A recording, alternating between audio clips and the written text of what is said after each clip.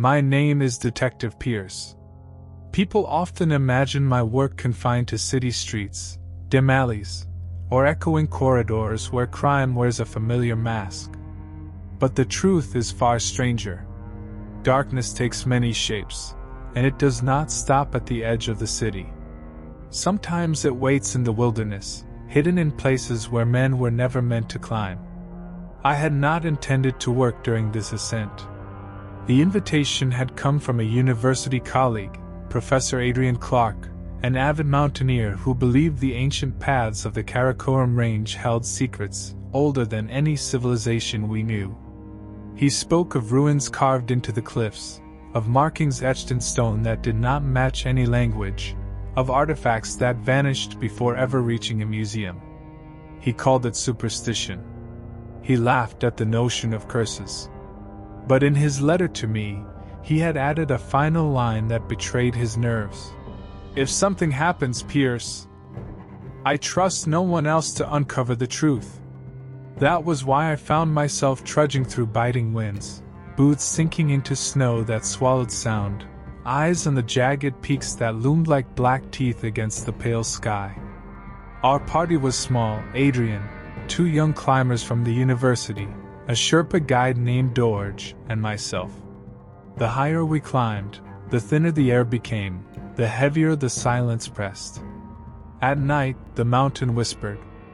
The others dismissed it as the wind funneling through the ravines, but I could hear patterns in it. Words without a tongue.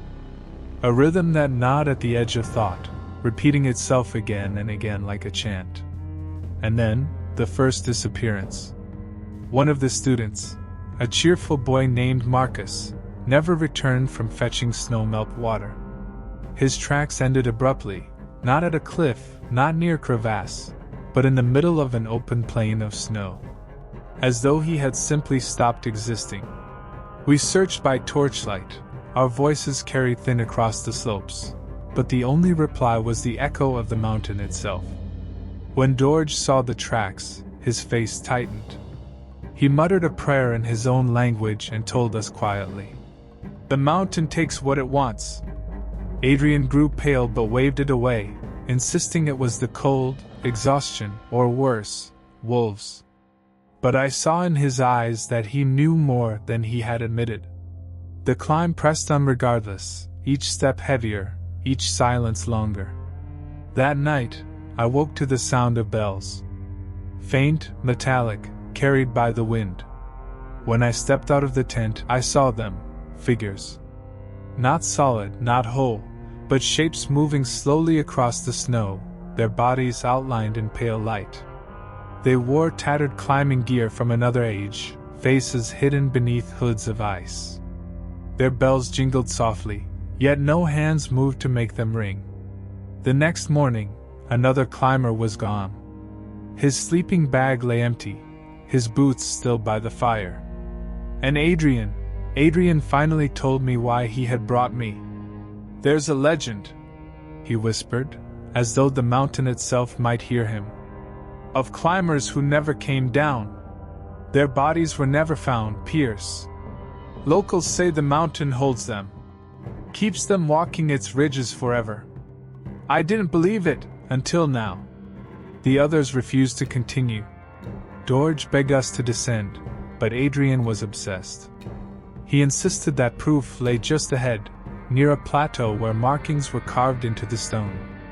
I should have stopped him. But something in the air, something in the whispers, pulled me too. That was how we reached the plateau, just as the sun dipped behind the peaks, turning the snow crimson. And that was where we saw it, etched into the rock face, half buried by ice, a spiral of symbols, worn smooth by centuries, glowing faintly as though lit from within. The air grew colder. The bells began to sound again. And out of the mist, the dead climbers returned. Their faces were blue with frost, their eyes hollow, their lips cracked and moving without sound. They reached toward us, not with malice but with the heaviness of the grave, as though begging us to join them. Adrian fell to his knees, whispering, "It's true, all of it. before the nearest of the frozen souls placed its hand upon his shoulder. I stepped forward, revolver in hand, though I knew bullets would do nothing against what had already been claimed by the mountain. The question was no longer whether the legends were true. It was how many of us would leave this cursed height alive. Adrian didn't scream when the frozen climber's hand closed over his shoulder. That, somehow, was worse. His lips trembled as his breath clouded the air, but his voice was caught in his throat. I lunged forward, shoving the icy figure back. Its body moved like brittle glass, cracking faintly as it stumbled, yet it did not fall. It simply straightened again, its empty sockets fixed on me. Dorge pulled Adrian to his feet. The professor's face was drained of color, his pupils dilated. He kept staring at the stone spiral behind us, muttering words that sounded like fragments of translation. Eternal path, no descent, marked in stone. The frozen climbers advanced. Their bells clanged louder, though still no hands moved. One by one, they stepped from the mist, surrounding us in a wide, slow circle. Marcus, the student who had disappeared, was among them. His cheeks were gray, his lips split with frostbite, but his eyes begged us for something I could not give. The remaining student, a girl named Evelyn, dropped to her knees. "Marcus? Marcus, it's me!" she cried, reaching toward him. I grabbed her arm and yanked her back. "That's not him anymore." She fought me, tears freezing on her cheeks, until Dorge wrapped an arm around her and pulled her close. "Do not look," he whispered. "Do not answer." But the bells, they were inside my head now, each note a hook tugging at memory. I saw visions in the snow, city streets from years past, cases I had failed to solve, faces of the lost and murdered. The mountain used guilt like a knife, peeling me open. Adrian broke from us suddenly, stumbling toward the spiral carved into the stone. His gloved hand pressed against it, and the faint glow surged, spilling pale light across the plateau. The dead froze in place, as though held at bay by the markings. "Don't you see?" Adrian shouted, his voice ragged. "It's not a curse, it's a doorway. They're trapped here, waiting. If we can decipher this, if we can unlock it, we can set them free. Or set ourselves among them." I snapped. The ground beneath us trembled. A crack ran across the ice, jagged and deep, splitting the plateau in two. Evelyn screamed. Dorge tightened his grip on her, his eyes darting toward the edge of the cliff where the path down lay hidden in fog. The frozen climbers began to move again, this time faster. Their bells rang in frantic rhythm, echoing like a funeral march. They pressed closer, their arms outstretched, their lips whispering words I almost understood. Adrian turned to me, desperation burning in his gaze. "Pierce, help me! Just a little longer, we can solve this!" And Dorge, pulling Evelyn toward the path, shouted, "Detective! Leave him! If we stay, the mountain takes us all!" For the first time in years, I felt fear gnaw at the edges of reason.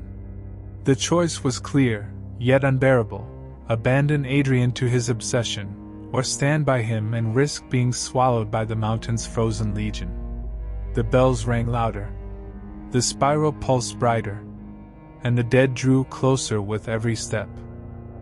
Adrian pressed his palm flat against the glowing spiral, whispering equations and fragments of Tibetan chants like a man possessed. His breath rattled in the air, each exhale a ghost. "It's a key," he murmured, almost reverent. "The mountain, it's alive. It demands recognition, obedience. This symbol is the lock." The bells thundered in unison, so loud now they vibrated in my bones.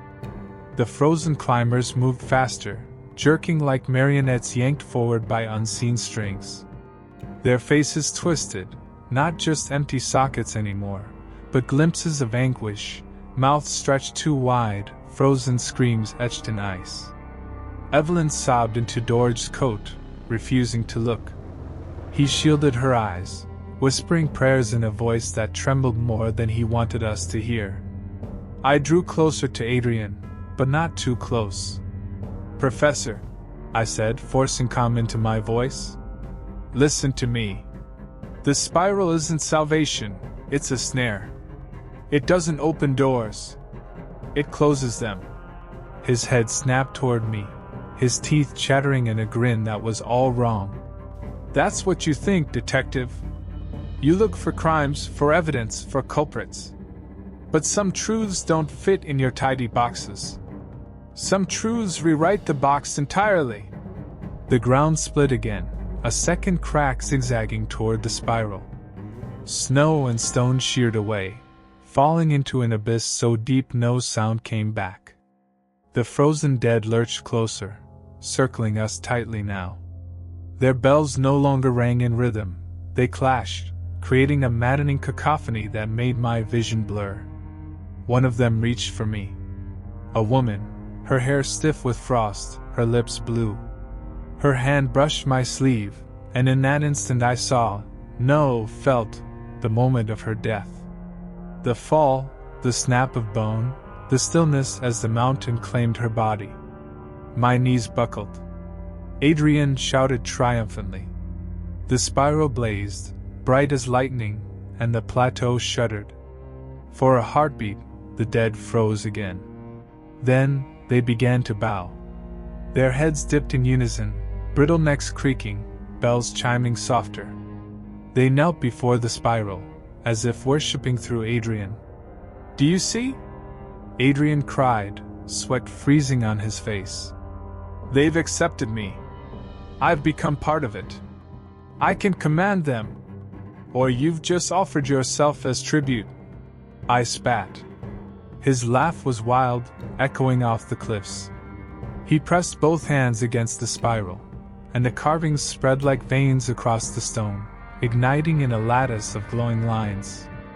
The air thickened, crushing my lungs. Evelyn screamed again. George shoved her toward the narrow path down, shouting for me to follow. But I couldn't, not yet. Because in the chaos, Marcus, the lost student, had stopped moving. Unlike the others, his head tilted, his lips forming silent words. He was still in there. For a flicker of a moment, Marcus recognized us. Adrian was wrong. He wasn't commanding them. He was merging with them. And Marcus's fading humanity was proof of what awaited us all if we didn't stop it.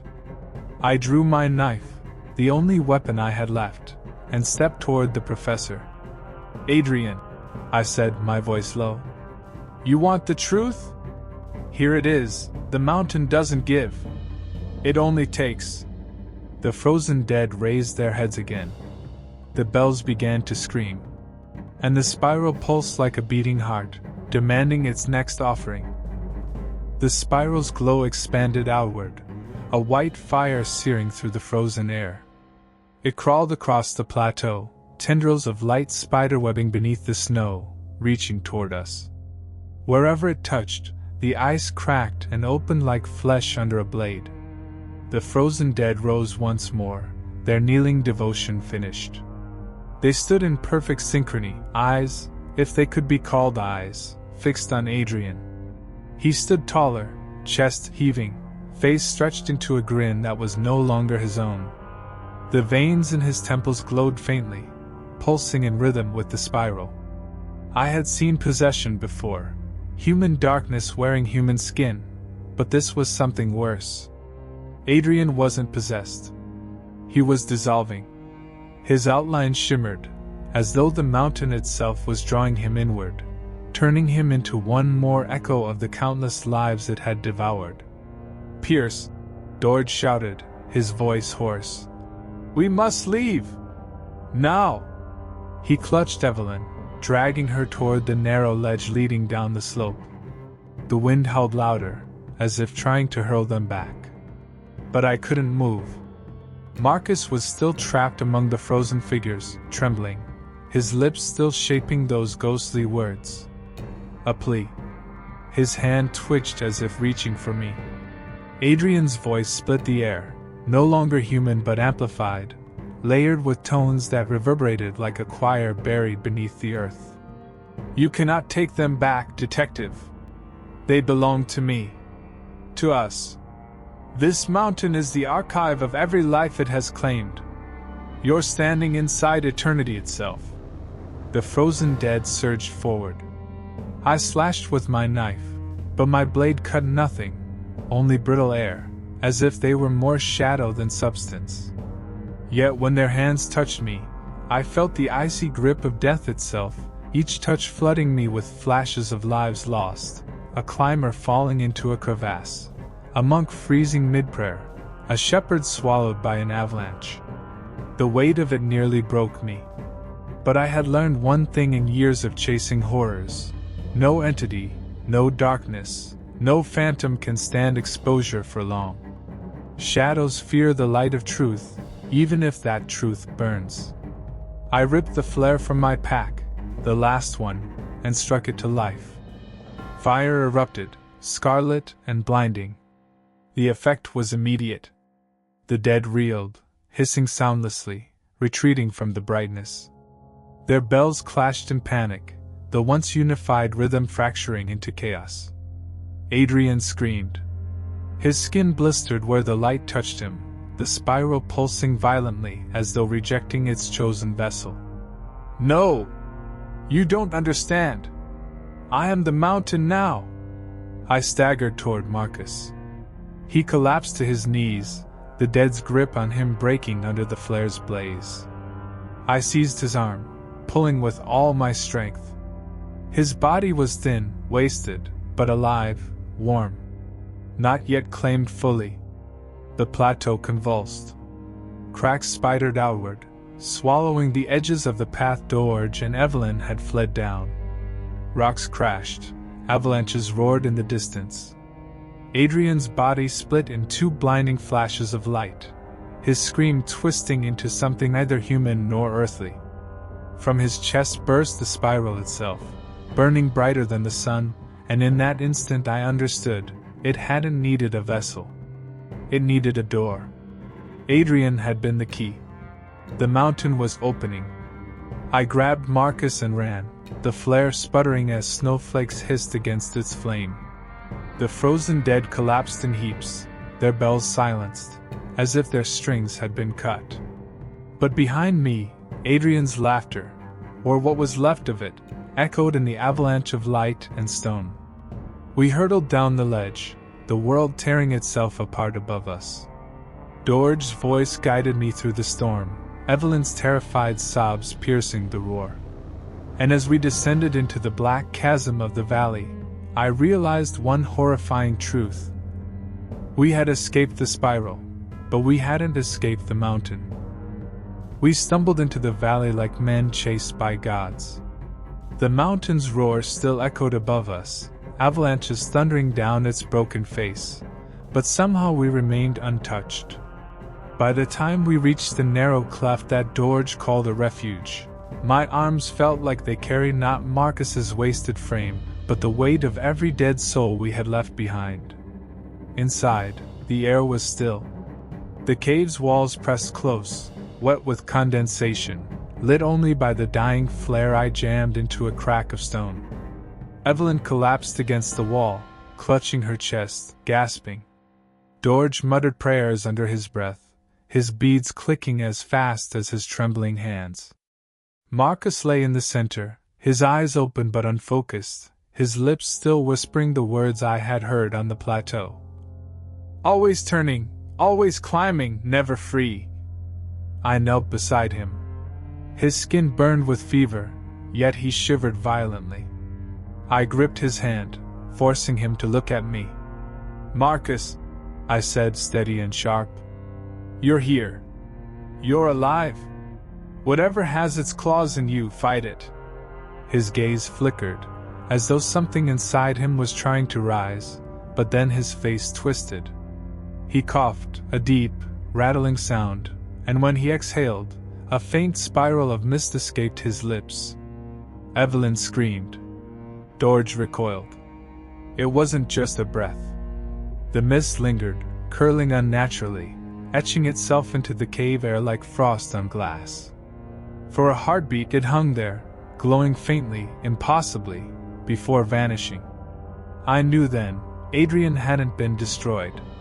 He hadn't even stayed behind. The mountain's hunger had been set free, carried within Marcus like a plague. The flare sputtered, almost dead.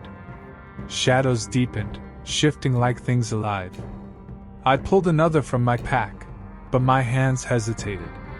If the light drew back the dead on the plateau, what would it do here, in a cave where shadows had nowhere to flee? Marcus groaned. His body arched as if something beneath his skin was trying to claw its way out. His nails scraped stone, leaving bloody streaks. Evelyn grabbed my arm, her voice breaking. "Pierce, if he's becoming like Adrian, what do we do?" I didn't answer. Because I knew. And I hated myself for it. George rose suddenly, slamming his beads against the wall. "We must find him," he cried. "If the mountain has chosen him, we cannot let it finish the ritual. It will follow him, follow us forever." The wind outside howled like laughter. The sound carried through the stone, reverberating until the cave itself seemed to chuckle. I struck the second flare. The burst of light revealed the truth. Every wall of the cave was carved, not naturally, but by hands. Old, weathered glyphs covered the rock, spirals overlapping spirals, crude figures of men kneeling before towering shapes.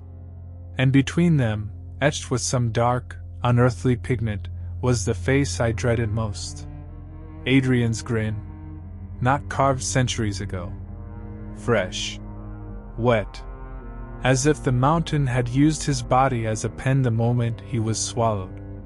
Evelyn sobbed. George's prayers faltered. And Marcus laughed, a sound jagged and hollow. His lips shaped words that were not his. "Climb or kneel. Those are the only choices." The spiral mist coiled again from his mouth, larger this time, pulsing like a heartbeat. I raised the flare higher, its red fire biting back the shadows. For a moment, I felt control. For a moment, I thought I still had a chance. But then the walls themselves shifted, the carvings seeming to move in the light, their spirals spinning, Adrian's face stretching wider. The mountain hadn't let us escape at all. This cave wasn't a refuge. It was a waiting room. And Marcus was already halfway gone. Marcus convulsed, his body jerking so violently that Evelyn had to crawl back to avoid his flailing limbs. His laughter fractured into guttural moans, every sound pulled from him like strings plucked by unseen fingers. The spirals in the walls shimmered faintly, responding to his voice, as if each word etched itself deeper into stone. George pressed his beads to his forehead, his face streaked with sweat. "He is the vessel," he whispered hoarsely. "The mountain has chosen him." I hated the word chosen. It made Marcus sound like a sacrifice, not a man I'd sworn to protect. I knelt by his side again, gripping his jaw with one hand, forcing his eyes toward mine. For a second, just a second, I saw Marcus, the friend I had traveled beside, the one who had carried Evelyn's pack when she stumbled, the one who had joked with me about the absurdity of our climb. His eyes were wet with terror. "Pierce," he rasped. "Help me, kill me, do something, don't let it finish." Then the terror slipped away, smothered under something vast and ancient. His pupils dilated until his eyes were almost black, and his lips stretched into Adrian's grin. "Do you hear it?" the voice asked through Marcus's mouth. Not Marcus's tone. Something layered beneath, like a chorus of whispers rising from a pit. "The mountain doesn't care who you are.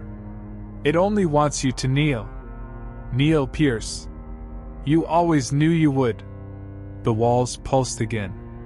The spirals seemed to breathe, pulling the air from my lungs. Evelyn clutched at her throat, gasping. George fell to his knees, muttering prayers that dissolved into sobs. I held tighter to the flare. Its light wavered, but I shoved it close to Marcus's face. His skin blistered where the flame kissed it, but instead of recoiling, he laughed. The mist from his mouth coiled thicker now, weaving itself into a shape. A spiral. A perfect spiral, glowing pale and cold. It hovered in the center of the cave, pulsing slowly, and with each pulse, the walls shook. I knew then, if it completed, if the spiral closed itself, the mountains would pour through Marcus into us, into everything. We would not walk out of here. We would not even exist as ourselves. George! I barked. Tell me how to break it. He looked up, his face streaked with tears. Break the vessel. End the ritual. His gaze slid to Marcus. Or we all kneel. Evelyn's scream cut through the cave. No! He's not gone! Pierce, you can't. He's still in there. Marcus twitched, his human voice breaking through the whispers. Pierce, if you love me, if you ever loved any of us, do it. The spiral flared brighter. The air grew heavy, crushing, pressing us into the stone. My ears rang, my vision blurred. I felt my knees wanting to bend, to fall, to obey. And in that instant, I realized Evelyn was right, and George was right too. Marcus was both victim and weapon. If I hesitated, the mountain would claim us all. If I struck too soon, I might be murdering a man who still fought to resist. The flare hissed lower, almost gone. Shadows surged closer. Adrian's face stretched across every wall, his eyes following me no matter where I turned. I raised the last flare in my other hand. One chance left. Marcus's body arched violently, his mouth opening wide, the spiral mist now pouring from him in waves. His scream tore the cave in half, his voice and the mountain's voice together.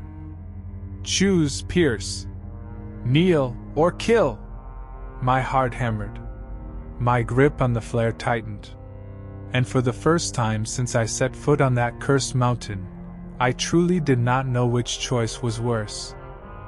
The flare sputtered in my hand, casting erratic shadows across the cavern walls. Each flicker painted Marcus's face with a new horror, Adrian's grin, a mask of pain, a blank void staring through me. The spiral of mist twisted tighter above him, drawing itself into completion. The cave throbbed like a living heart. Evelyn gripped my sleeve, her nails digging into my arm. Don't do it, she whispered, her voice frayed with desperation. Pierce, he's still in there. I can feel it. George's voice cut across hers, sharp, unyielding. If you hesitate, we all die. He is already gone. Marcus convulsed again, his mouth opening wider than flesh should allow. The whispers grew deafening, a chorus of unseen mouths filling the cave with one command. Kneel. I staggered forward, forcing myself against the pressure, the pull of the spiral. My knees shook, and I could feel the bones in my legs begging to give in, to collapse. Every instinct screamed at me to drop and let it be over. But I bit down so hard I tasted blood, forcing myself upright. Marcus! I shouted, my voice raw. If you're in there, fight! Give me a sign! For a second, just one, his eyes flickered, brown and human again. He gasped through the mountain's voice, words shredded but still his. End it, Pierce. That was the answer. That was the sign. I snapped the flare into his chest, pressing the burning light against his heart. He arched, screaming, not in pain, but in something deeper, a scream that was both human and inhuman. The spiral above us shattered like glass, its pieces dissolving into smoke that howled through the chamber before vanishing. The pressure broke. My knees buckled, but I stayed standing. Marcus collapsed into my arms, limp, his body hot as a furnace. I dragged him back, Evelyn crying out, pulling him from me. His skin was pale, slick with sweat, but his chest still rose faintly, shallow and ragged. He was alive. Barely. The cavern went silent. Too silent. I lifted the dying flare, scanning the walls. The spirals that had breathed with the mountain were gone. No, not gone, but scorched black, burned out like the aftermath of fire. Adrian's face no longer lingered. Only stone remained. George slumped against the wall, whispering prayers of thanks and fear. Evelyn held Marcus, rocking him like a child, tears streaking her face. For the first time since we entered this cave, I felt the weight of survival, not victory, but the hollow reprieve of those who had not yet been claimed. Then I heard it. A faint rumble. Deeper than before. Not from the walls, this time from below. The mountain was not done. I looked at Evelyn, at Marcus, at George. Their faces told me what I already knew. We hadn't destroyed it. We had only broken its vessel. And the mountain was searching for another. The rumble grew into a roar that made the walls vibrate as if the entire mountain was waking from a nightmare. Pebbles rained down, dust choking the air. Evelyn clutched Marcus tighter while George staggered to his feet, his face pale but resolute. "We must leave." "No," he said, his voice flat, but there was no mistaking the fear beneath it. I hauled Marcus up with Evelyn's help. His body felt weightless, as though hollowed out, but every shallow breath reminded me he was still clinging to life. We stumbled toward the narrow passage we had entered through, the dying flare barely lighting the way. Behind us, the cavern heaved like a chest, stone groaning as if lungs were pulling in air. The floor pulsed once beneath my boots, as though veins ran beneath the rock. Then came the sound, the same guttural whisper that had haunted us since the climb, but now multiplied, layered, endless. "Pierce! Pierce!" The mountain knew my name. We scrambled through the twisting corridors, our footsteps drowned by the echo of the voice chasing us, filling the tunnels like floodwater. Evelyn coughed, Marcus moaned weakly, and George muttered a chant under his breath, clutching a talisman to his chest. At one bend, the tunnel split in two. My gut twisted. Left or right? Both paths looked identical, each swallowed in darkness. The whisper came again, this time from both sides, as if mocking me. Evelyn's voice broke through my hesitation. "Pierce, choose!" I closed my eyes for a heartbeat, forcing my breath steady. The air to the right smelled faintly of rot, the kind of decay that clung to death. The left carried a draft, cold but clean. I dragged us left. The passage narrowed, stones scraping my shoulders. Behind us, the other tunnel collapsed with a thunderous crash, stone grinding against stone, as if the mountain had tried to swallow us whole. We had chosen right, but barely. We emerged into a cavern lit dimly by a shaft of moonlight bleeding through a crack in the ceiling. The air was freezing thin, but it carried hope, a way out. Evelyn looked up, desperation in her eyes. "We can climb." George shook his head. "Not all of us. Not him." He glanced at Marcus, whose breath rattled like a failing engine. I stared at the shaft of light. Jagged stone walls, slick with ice, led up to an opening that might spit us back into the night. It was narrow, treacherous, but it was escape. The mountain's whisper filled the cavern again, louder now, shaking frost from the walls. "One stays." Evelyn flinched. George gripped his talisman harder. My hands tightened around Marcus's shoulders. No. I wasn't going to leave anyone behind. I tore the rope from my pack, tying it around Marcus and slinging him against me. "We all go," I said, my voice louder than I felt. The walls groaned in protest. Cracks splintered across the stone floor, glowing faintly with a sickly green light. Evelyn went first, her hands slipping on the ice but pulling herself upward. George followed, his chant echoing in the chamber, a rhythm to drown the whispers. I climbed last, Marcus heavy against me, his shallow breaths ghosting against my ear. The mountain screamed. Not wind, not stone, something deeper. The voice of a thing ancient and furious, rising through the cracks as claws of shadow reached up toward us. I shoved Marcus higher, every muscle in my body burning. Evelyn reached down, her fingers closing around his wrist, dragging him toward the opening. I was almost there when the crack beneath me split open, and a shadowed hand seized my leg. Cold burned through my flesh, freezing bone. I kicked once, twice, but it held fast, pulling me down into the greenlit abyss. Evelyn screamed my name. George shouted a prayer. And Marcus, barely conscious, murmured, "Don't let go." The rope strained. My grip slipped. The mountain's hunger pulled harder. And I realized then, it didn't just want Marcus. It wanted me. The shadow's grip was iron, colder than death itself. My leg felt as if it were turning to stone, the marrow freezing, the blood retreating. I clawed at the wall, my fingernails splitting on the jagged rock as the thing below pulled harder. Pierce. The voice was no longer a whisper but a guttural roar inside my skull. It demanded me. It claimed me. Above, Evelyn's face twisted in terror. She had Marcus slung awkwardly over the ledge, her small frame shaking under his weight. George leaned dangerously close to the edge, his talisman glowing faintly, his chant sharp and defiant. "Fight it, detective!" George shouted. His words echoed, though it felt as if the mountain was swallowing them whole. The rope cut into my waist as Evelyn pulled desperately, trying to keep me from sliding deeper into the abyss. But the shadow's pull was stronger, relentless, like gravity itself had turned against me. My fingers slipped another inch. I looked up. Evelyn's hands were bleeding from gripping the rope. Marcus, barely conscious, weakly lifted his head.